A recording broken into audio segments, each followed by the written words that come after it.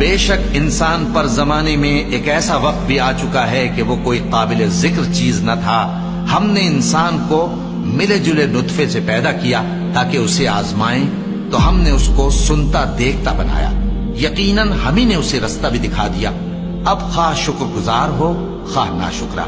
بے شک ہم نے کافروں کے لیے زنجیریں اور طوق اور دہکتی آگ تیار کر رکھی ہے. جو نیکوکار ہیں وہ ایسی شراب پیئیں گے جس میں کافور کی آمیزش ہوگی. یہ ایک چشمہ ہے جس میں سے اللہ کے بندے پیئیں گے اور اس میں سے چھوٹی چھوٹی نہریں نکال لیں گے.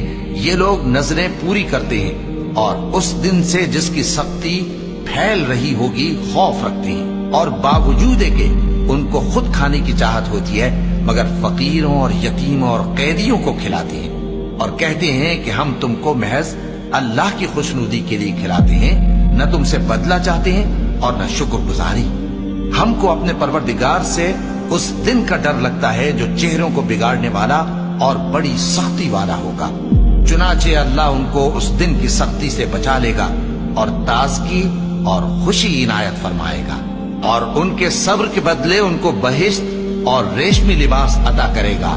اس میں وہ تختوں پر تکیے لگائے بیٹھے ہوں گے. وہاں نہ دھوپ کی حدت دیکھیں گے نہ سردی کی شدت. ان پر درختوں کے سائے قریب ہوں گے اور میووں کے گچھے جھکے ہوئے لٹک رہے ہوں گے، اور خدام چاندی کے برتن لیے ہوئے ان کے ارد گرد پھریں گے.